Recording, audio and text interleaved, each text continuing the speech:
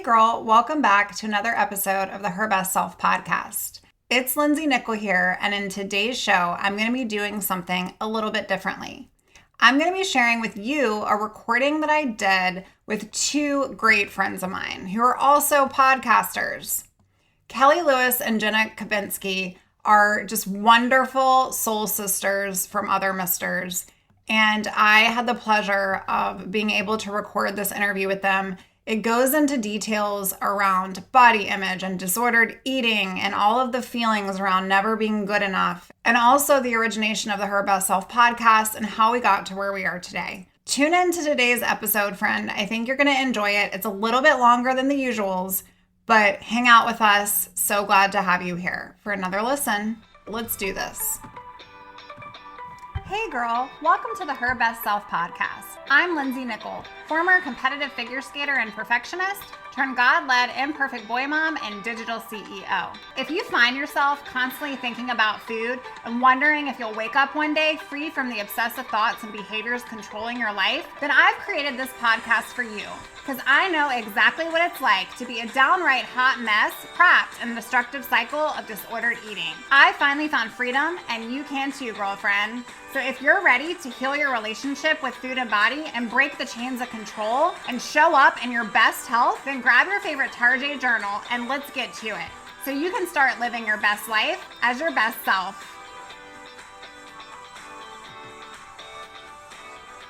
Hi, everybody. Oh, hey.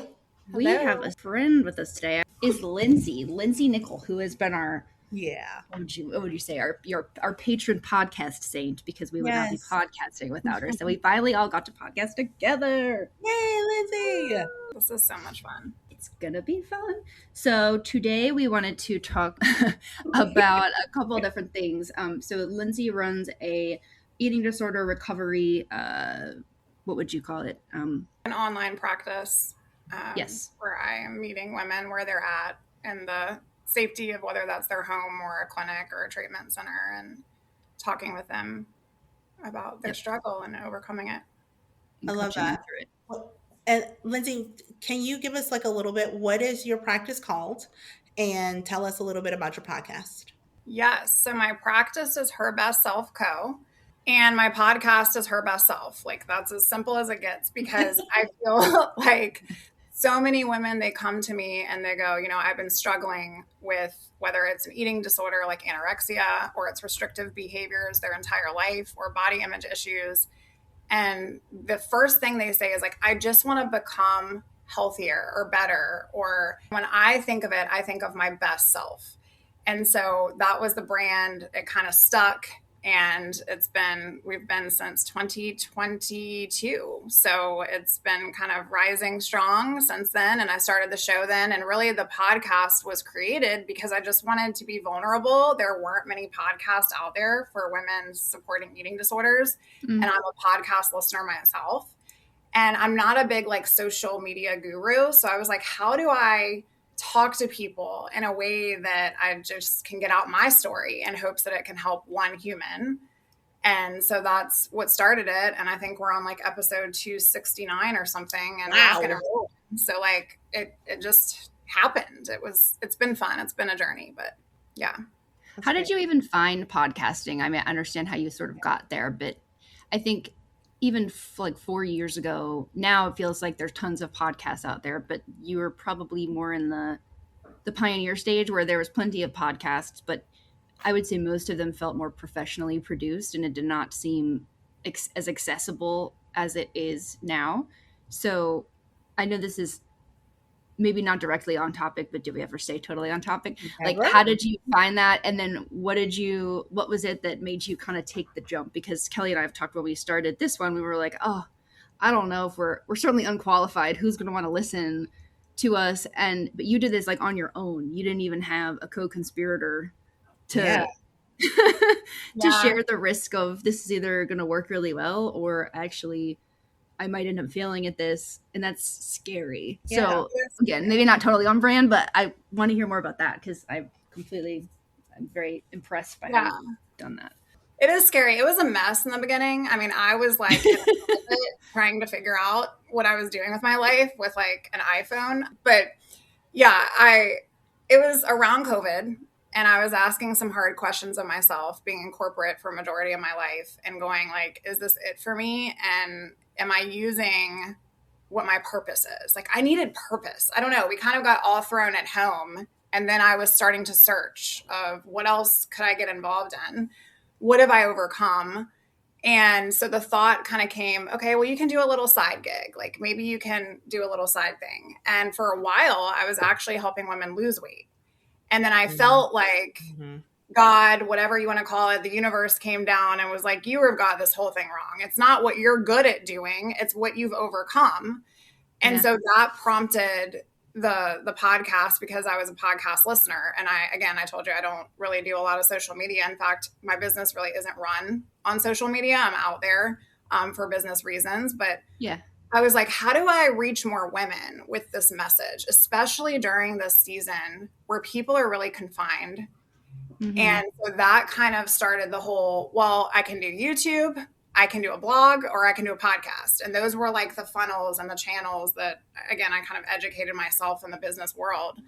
And I was like, well, we're just going to do a podcast and we're just going to share your story, because if I'm struggling with this, there's got to be someone else that is. And then I don't know, it grew because then people would send me emails. And then, so it wasn't really a business when I started it, and it kind of became that over time, just because I was trying to find purpose outside of being a mom and being a boy mom and a wife and all the things. I just wanted something that was mine. So the show became like my baby, my project. And it kind of went off from there, but it was really messy. If you go back to like the first couple episodes, you'll be like, oh lady, you have grown, like sister. It was rough. Like the audio, everything was like thrown together. But honestly, it's been really empowering, because I like to say I'm like a recovering perfectionist. And this is one of those things that I just had to like throw it together. And it was very liberating at the same time of that. You know, just going, okay, it doesn't have to be perfect. It can be good enough. And people are still going to listen in. So, because you're coming across truly genuine and authentic. And that's what resonates with people more than perfect audio. Yeah. Yeah. But at first I was like, no one's going to listen to this. And then my goal was, if one person listens to this and I change one life, then like, well done. So that's where it began. I love that so much. So my mantra has always been like, if I can help one person, I've done my job. Like I get up every morning and it's like my goal every single day is to be able to help one person. And the fact that you are able to help so many with your podcast is pretty incredible. This thing you just started doing to help others. I think that's really amazing. Thank you. Yeah, it helps me too. I mean, my own accountability, right? We're always like telling other people what we want to hear, and it helps me too. So I feel like getting it out helps me as much as it helps, my clients or my listeners, because we're in all of this together. I mean, nobody's ever going to have it all figured out, but it's definitely been a very fun, like not worky type purposeful thing in my life. So, but I appreciate that so much. I love y'all's show too. It's just like, even my husband listens to y'all, and it's so funny. He's like, well, you're going to have to like step it up a notch, because, they're like really funny and like your show. And so I was like, I'm going to do my best. Oh, that's funny. Well, it's more because Jenna's little ADD spin-offs come in. Like, I know how that is already. Okay, so and we'll see where this goes like we always do, but one of the angles that we thought would be cool to get into, and it was your idea, Lindsay, when you and I were brainstorming one day about what would be some good topics to co-share about. And I think that whether you struggle with an actual eating disorder or something, I'll call it eating disorder adjacent, there's a lot of parallels between, I'll say, the behavior patterns or cycles that we can get stuck in eating disorder brain, if you will, and when you're in a corporate structure, right, or in a professional or plug and play, whatever you want. But the particular tie when we were talking that seemed to make a lot of sense was eating disorder culture, corporate culture, how those two things can be complementary to the detriment of the individual, right? So like complementary, but not in a good way. And how, again, maybe you've had or currently struggle with disordered eating, or maybe you've gotten over it, but you've substituted it for something else. Or maybe you just have some other adjacent behavior that you don't want. And it is, I guess, perpetuated, if you will, by whether you realize it or not, by some of the environments that you are in. So I guess along that lines, maybe we start, like, do you see, is there a particular, or are there any particular traits in like a lot of the clients that you're working with, or is it all across the board? What are some of the similarities maybe that you see that are, this sounds a bit dramatic, but holding people hostage sort of in places that maybe they don't want to be?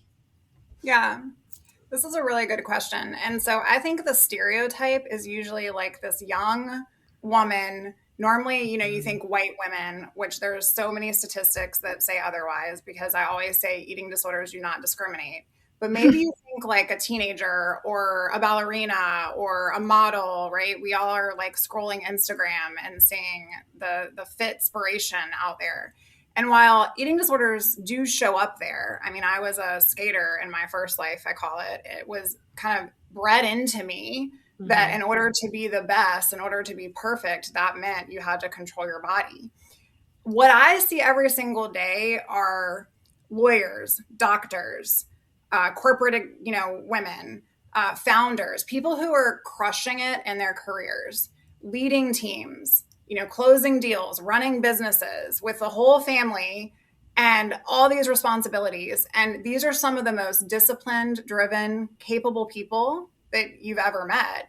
And that's actually what makes, I feel like, the high performer so vulnerable, because the same traits that make you super successful at a corporate job, like perfectionism, discipline, control, high standards, like all of these things that are bred into us, this ability to kind of push through being uncomfortable and standing out and standing in your truth. Those are the exact things that I feel like just create this behavior of disordered eating, because we're actually just trying to find a response to feeling somewhat like needing that control, needing it to be perfect. And so there's a lot of different coping mechanisms. Disordered eating is one of them. Literally 73%, I think, is what they're saying now. This was from the National Eating Disorder Association, of women in corporate environments engage in at least one disordered eating behavior. And that may mean they restrict their food. That may mean they're doing excessive exercise. They might have binge eating issues, like when they're coming home from the office at night. All of these things, I feel like if you compare it to other professionals, it's a perfect mixology, a perfect recipe because you're trying to be the best in every single, whether that's boardroom or situation, and there's no room for a slip. And that, just like an athlete, really breeds the controlling and obsessive behaviors that you see with eating disorders. That is so interesting. I got to tell you, because when I think about it, I never even consider like excessive workout as, like an eating disorder. Like I never, and admittedly, I don't know very much about this topic, and I'm so happy to be learning about it right now.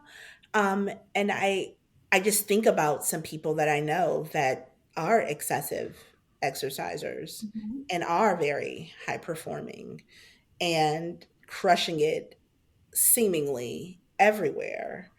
And yeah, wow. Like that just kind of blew my mind, Lindsay. Like I'm not kidding, because I have never considered that ever.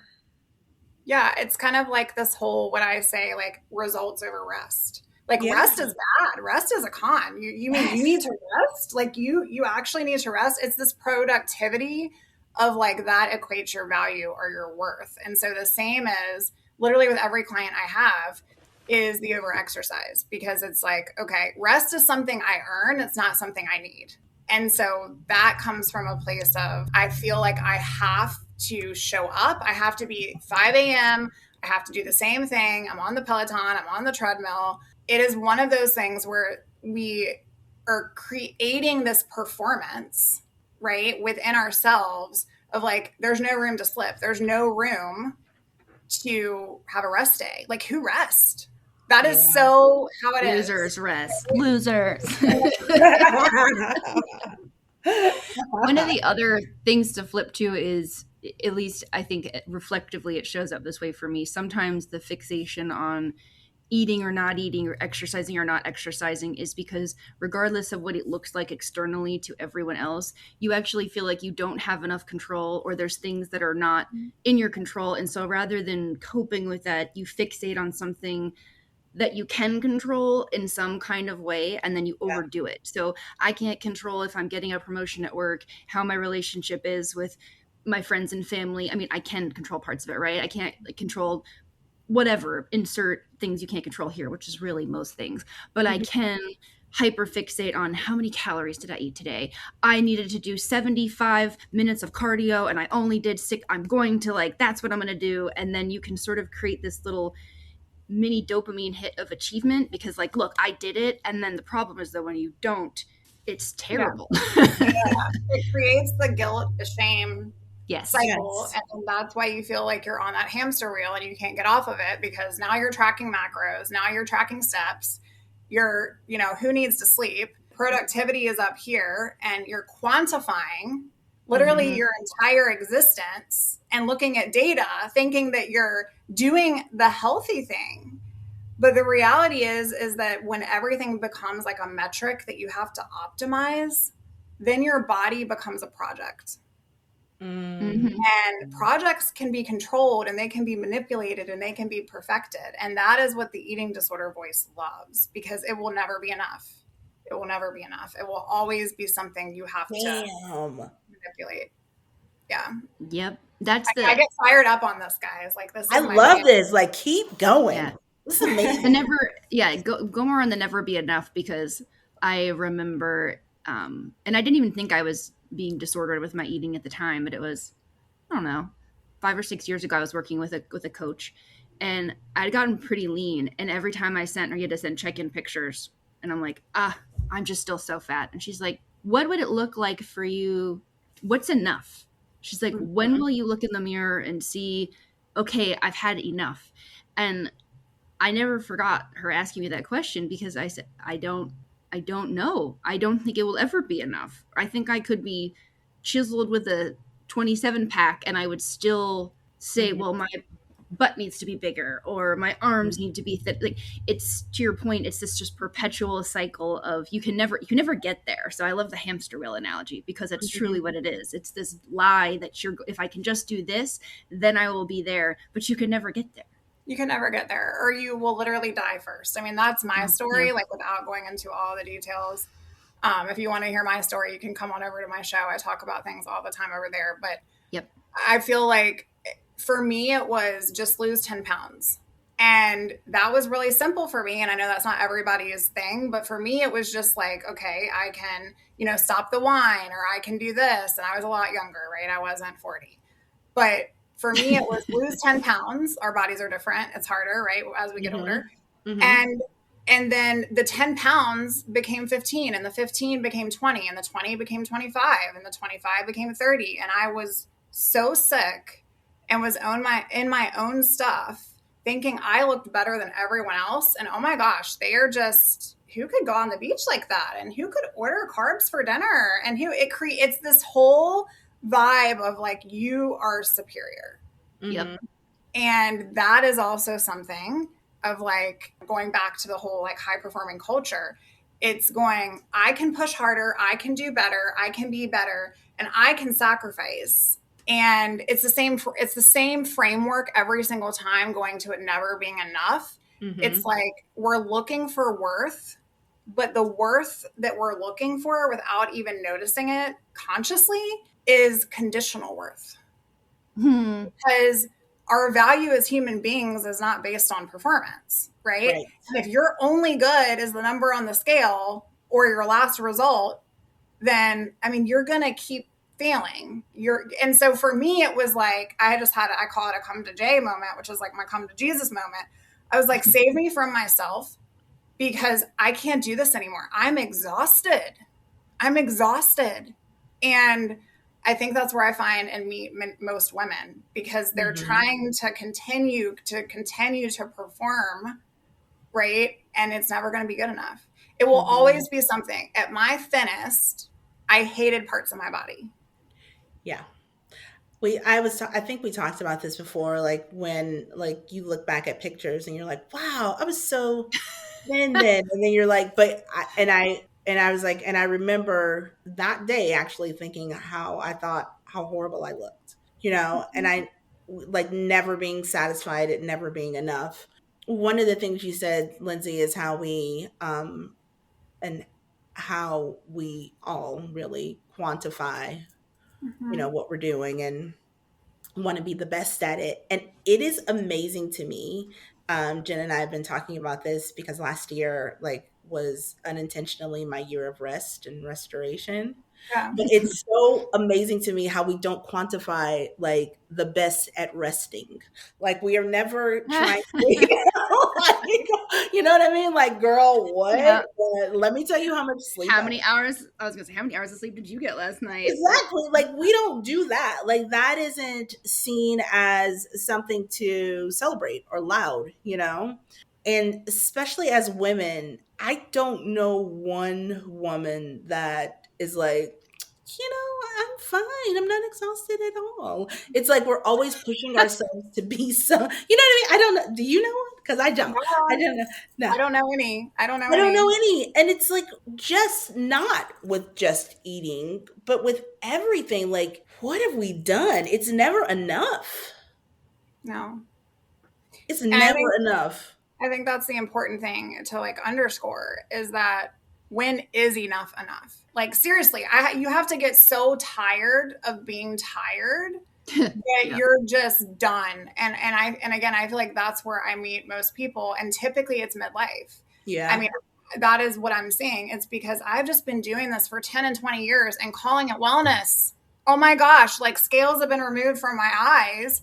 All I'm trying to do is control and discipline. And then also, it impacts so many things. Marriages, who wants to go out to eat with their husband when they're on a diet? Whose libido is operating the right way that it should be when I'm not eating correctly, right? How is my cognitive function in my brain showing up for all of these important things I need to do when I'm surviving off of coffee and accolades? Like, it's just, you have to get coffee and accolades.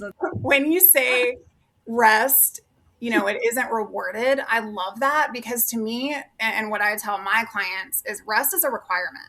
We have to stop looking at it as like it is something to be earned. Yes. It's not, you don't need to earn it. It's actually a requirement. If I don't rest, just like if I don't nourish, I can't perform. I can't show up for the people that I love. I can't be the best version of me. So we have to think about that differently, but culture needs to catch up. Yeah. And we're right now in another thin as in season. And so we're really spiking. I feel like in the past couple years, I mean, it's like, yes, it's always been a thing, but there are times throughout culture where certain things are praised. And right now we're really back to, oh, you can survive on less. You can perform on less. Yeah. The past few years, I've been really thinking about my body as a her. Jen Hatmaker, I read a book of hers a while ago, and she talks about her body and she calls it her. And that framework for me really helps in so many ways because I respect her so much and I want to take care of her. She's always been there for me to take care of me, and I want to be kind to her and stop being mean to her and stop telling her she's awful. Like, girl, I don't love your hips. Like, I don't say that to her because I would never say that to my friend. You know what I mean? And so I have been trying to reframe how I see my body and to respect it. And I think that is the other part of it. You get to a point where you forget that your body has done so much for you, and really just getting back to rest. Like, I have slowed down like my workouts like crazy. Like, I was working out, I was CrossFitting 6 days a week for 5 years. Like, it was insane what I was doing.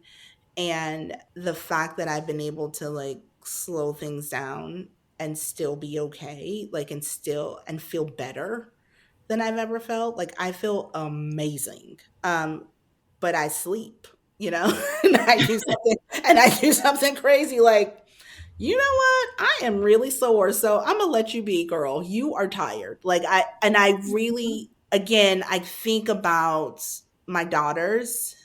You know, I have two young women, and there have been some questionable eating choices that have been made for them. And that is, in part, I think, to me, like, not really understanding what I was presenting to them, not truly understanding like this role I was playing in that.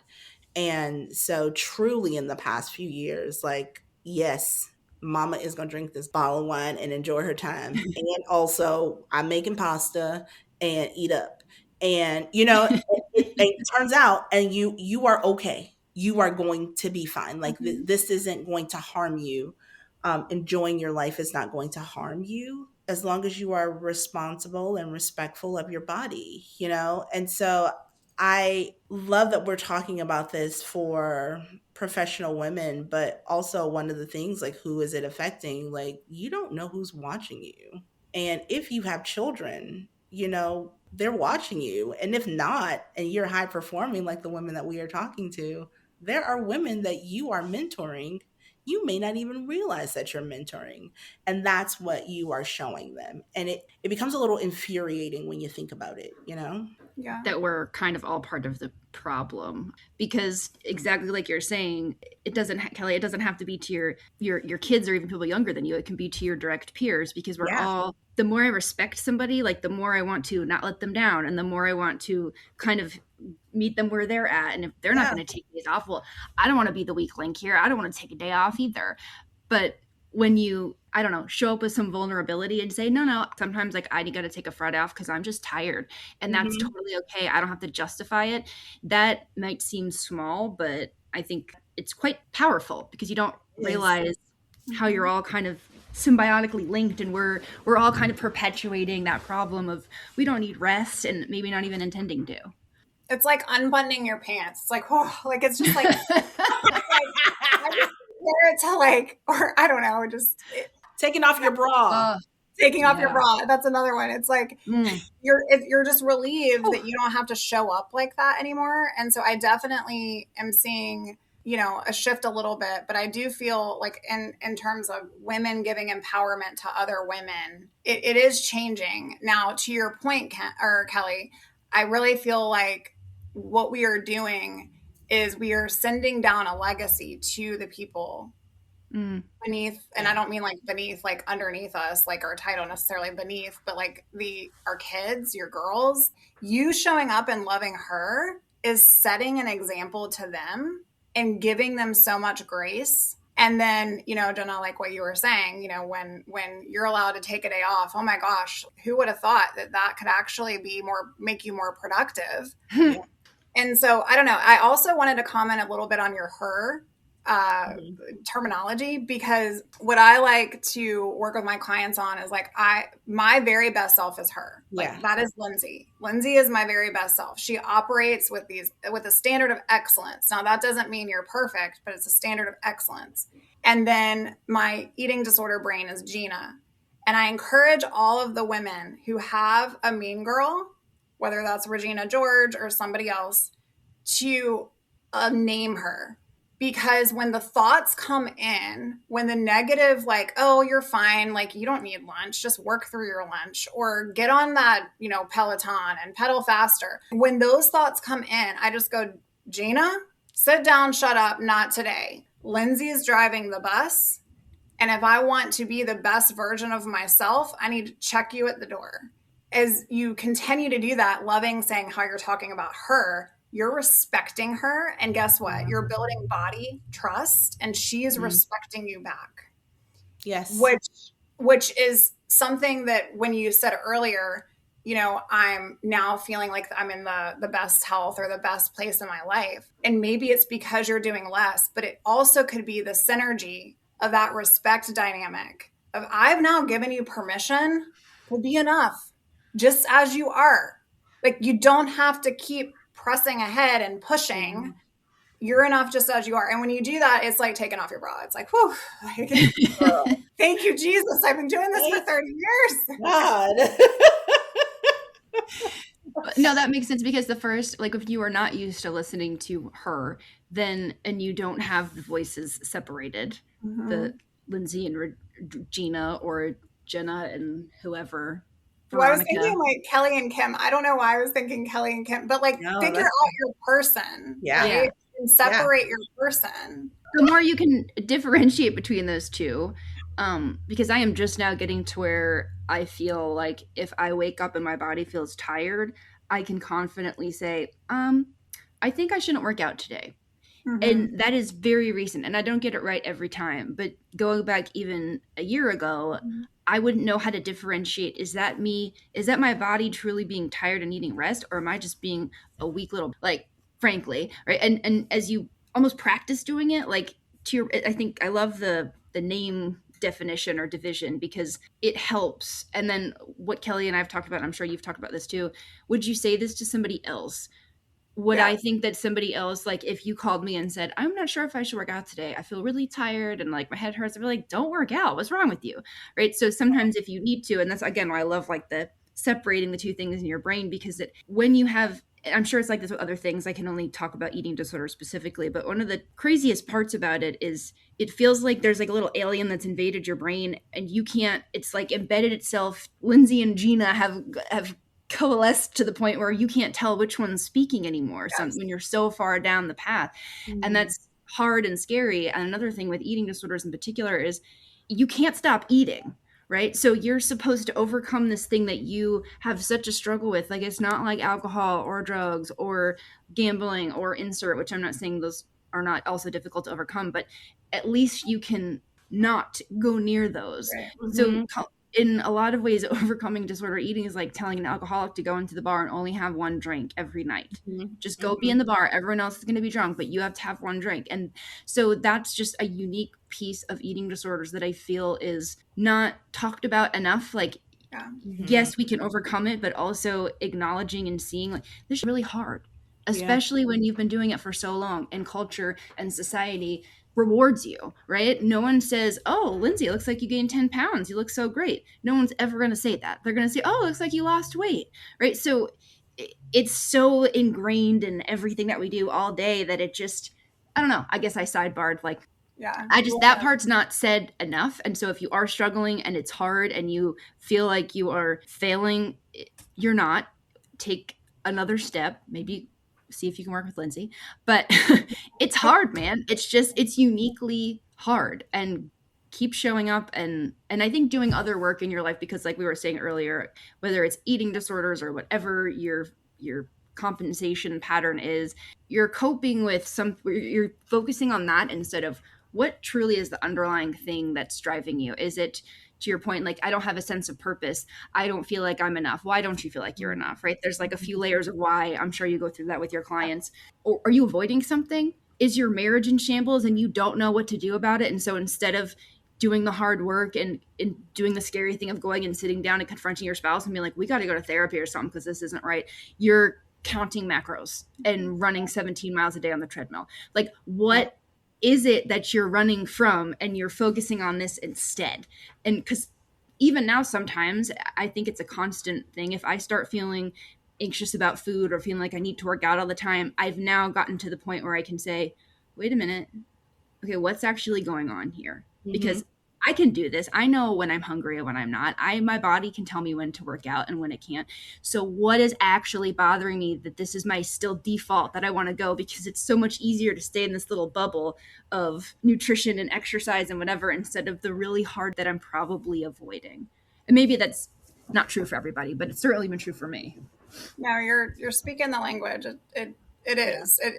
And I even notice that now, whether it's with my clients or with myself, like when life can get crazy, but it's utilizing tools and having that like a point person, whether that's a therapist, whether that is a coach, whether that is a support group, to go, these are my triggers.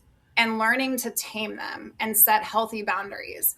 So something that I think is just anyone can do, right, is putting in those non-negotiables, whether that is around, your food or your exercise, but not using it against you, using it for you, which is what I call a pro-recovery choice, which is like, okay, I now know when life is stressful, my default is to not eat. I don't do the opposite and eat more. My default is I just want to like like go through it, hustle culture, right? Grind, get through it. Yep. But the non-negotiable, the boundary is that, okay, if I want to be a peak elite performer, what do peak elite performers need?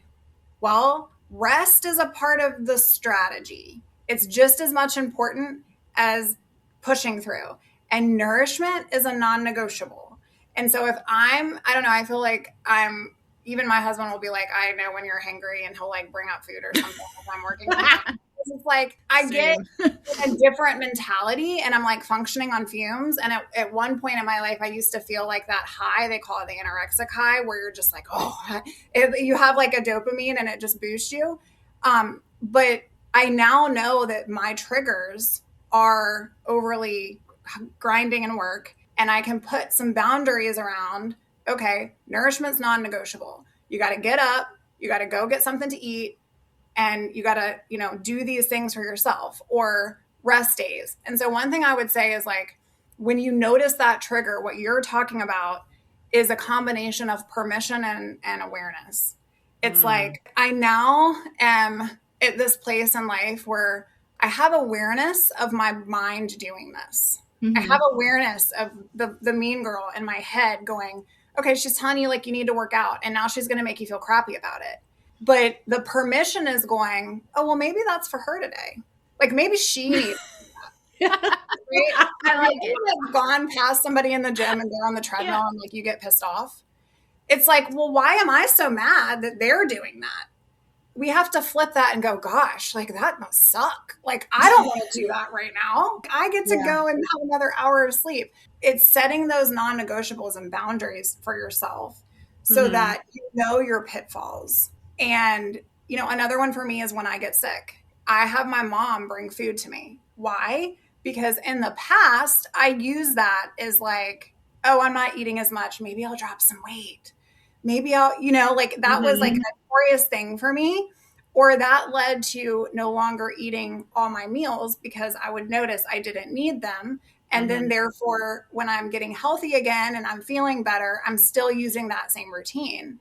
And so in those moments, you need your tribe, or you need someone to lean on if you don't have that, or create these negotiables for yourself to go, okay, my mom's going to bring me chicken noodle soup. My mom's going to stop by Chick-fil-A and bring me something. Why? Because she knows that about me. She knows that, when I'm in certain points of life or trigger points that are occurring, that I actually need more nourishment, not less.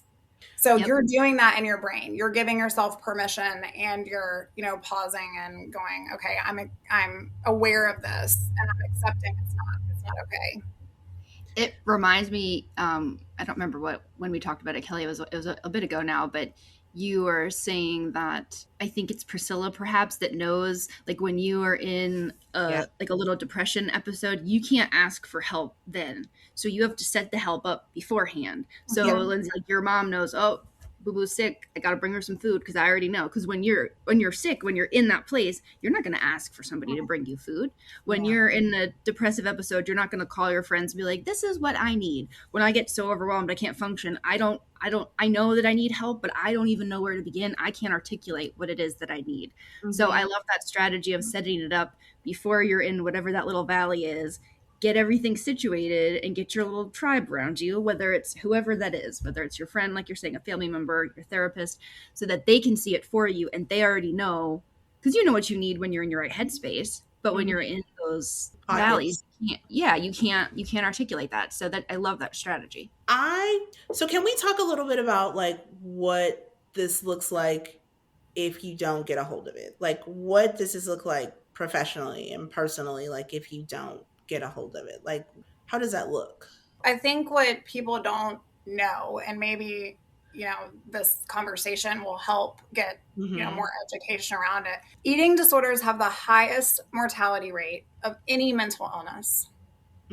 So it's not just about looking a certain way. This is life or death. One, I need to lose 10 pounds can become so obsessive to the point where you're, needing a treatment facility feeding tube. It really is a situation. If it doesn't kill you, it absolutely will steal from your life. Wow. I never thought about that.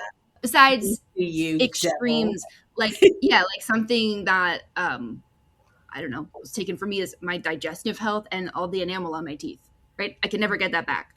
That will never be fixed. That's something I have to, now, thankfully, those things I can function without them and my quality of life is not overall diminished. But I know people that have been bulimic that have had to have teeth replaced because the acid just erodes their teeth. That maybe sounds like, oh, it's fine. I can get, do you want to have no teeth? Like, I don't know if you've seen any of the hillbilly movies lately, but like, you don't look very good if you don't have any teeth. Not that it's not looking good. So I'm being a little bit facetious, but what are some of the other side effects that are, I guess, health related to your point that, because there can be points where there's no turning back, right? Like there's nothing I can do to help my little teethies get more enamel on them. That's just how they are. I can never do teeth whitening. I mean, poor me, right? So that's just one that has been personal. So I'm sure you see lots of other things show up in your clients and in statistics. So like, what are some of those things? Yeah. So I think personally, the biggest thing that suffers is relationships and everyone around you, because you don't have, I compare the eating disorder to a betrayal partner. I compare it to like an affair that is secretive, that nobody knows anything about. And it's, again, like when you break up with that person, you can go through a whole grieving process, but really I feel like it's because you're not present. You're obsessing over food, over your body, over the next meal. I had one of my clients tell me, like, my mom passed away and I was out of town at her funeral, and I'm trying to figure out like how to find a gym to work out on the day of her funeral. Like, you get so in your own head that you're always looking for the next thing to control. And so when you talk about health deteriorating, we're talking about bone density loss, right? Which if you get to a certain age, like you're not getting all of that back, right? We're talking heart issues. Eating disorders are tied to cardiac issues, hormonal disruption, GI. I have GI issues that I am constantly trying to figure out still to this day because of years in the past. Fertility problems. At one point they said, Lindsay, there's no way you're going to have kids. You have jacked your body up. There's no way you're going to have kids. And cognitive decline. So this isn't just like a feeling bad. I feel like people minimize it. Oh, I'm just, I have some of these behaviors and everybody must be doing some of these things. There are serious medical consequences. And, so many women who've spent 10, 20, 30 years in this cycle, the biggest thing I feel like that we don't talk about is that's time you just can't simply get back. Yeah. Right. So like not on top of, all the medical conditions and all of that, but and to be what? If it doesn't kill you, it's going to steal your energy. It's going to steal your joy, your relationships, your health, your peace. For what? To be successful? For what? To be disciplined? To set yourself up for this impossible standard? It's not worth it. I don't feel like it's ever worth it, but we get in this quicksand vortex where it's really hard to get out of once you're at your rock bottom. Yeah. I often think about Karen Carpenter, the singer. My mom absolutely loved Karen Carpenter, and I'd like to hear her voice. Perfect pitch, Karen Carpenter. But she died at 32 from heart failure, from anorexia. Yeah. And you think about stuff like that and you're like, holy crap, like what in the world? Like, I just wish that more women felt like this is something that they could actually have a conversation about. Yeah. I wish that thin wasn't a reward. I do too. And I do too. And I love that you're talking about this because if someone's listening right now and going, well, I'm not thin, but I have some of these behaviors. What I want them to know is 6% of people with eating disorders are actually underweight. Wait. Say it again, please. Wait a minute. Wait, I'm sitting up and I'm listening again. What did you just say? 6% of people that have eating disorders are actually underweight. That means that 94% of y'all are at regular weight or overweight, and you can still have disordered eating. Okay, most people. This whole like I'm not sick enough thing comes into play because you think you're not thin enough, you're not sick enough. It's this another round of stereotype, right? And so when you say, you know, what we are seeing is the thin, what they focus on is the anorexics, right? Mm-hmm. They focus on, well, you must have an eating disorder because I need to see it in your body. But do you know what that does to somebody who actually might have like another version of this? It creates this, well, in order to be considered to having an eating disorder, at least for me, I have to prove to the world that I do. Oh, how do I do that? Yep. Lose weight. And so you could be at the grocery store or your next door neighbor, and after dinner, you know, she's purging in the bathroom, but she is at an average weight. And that is a behavior that she has had for 20 years. And so it's so important to go, this whole you're not sick enough is a joke, because you don't really know. Like, these behaviors over time take a toll, especially when we're talking about hormones. And majority of my clients are 40 and above, late 30s and above. I have a few right now. I have one that is 60 and one that is 70. And they're like, I just want to live like the rest of my life free. I just want to do it. And so you have to recognize that just because you might not have the frame of, quote, what society has made eating disorders look like on a poster, doesn't mean you don't still struggle just like she does. Yeah, that's really great. I was texting a friend before we started asking some questions, and she is healthy, and she looks healthy is what I was saying. She looks healthy. And she's been struggling with this for maybe 20 years or so. To the naked eye, pun intended, like you would never guess. Yeah. You would never guess. Whenever we talk about this, I kind of go back to the place where I remember being, I feel like it grows. It's like a little monster, and it can start small, and then it grows to this thing where you feel like you are captive in your own body. And it is the scariest, most, hopeless feeling. Like, I get up every day just to figure out what food that I can put down that's easy to throw up. And my day is built around that. But you can get out of it. It doesn't, you have to ask for help. But you can get out of it. Even if it feels so hopeless right now, if you are alive and breathing, you can get out of it. There is another side. You are not stuck in this. And outside of that little cage that you and your evil twin there have built for yourself, it's so nice here. You have a life. Like you said, we've talked about it, but you saying, what do eating disorders take from you? And it's your time. I think back on the years that that's all I thought about. And I missed out on, who knows, career opportunities, traveling, friends, relationships. Who knows? There's so many things in life to experience, and that's all stolen from you until, number one, you believe that you can get out of it, and you can. And then it's so nice on the other side, and you can get there. So you can do this. Like it. Lindsay, we'll put all of Lindsay's info in the show notes so that you can find her podcast and reach out if you are maybe listening to this and thinking, maybe I do need some help. Maybe, Lindsay, is it fair, like, if somebody isn't sure if they have disordered eating, is that something you can kind of talk through with them and help them troubleshoot? Yes. Okay. Absolutely. I have a bunch of resources on the website. You can go to herbestself.co. There's just so many different things. There's a quiz out there you can take. Everybody loves quizzes, right? I do love a quiz. You can also, chat with me, and we can talk and see, if I can't help you, I can probably point you in the right direction. So just know you're not alone. That's great. Love it. Thanks, Lindsay. Thanks for talking with us, Lindsay. Yeah. Can't wait to do this again. Bye. We'll talk to you guys later. Later, taters. Bye.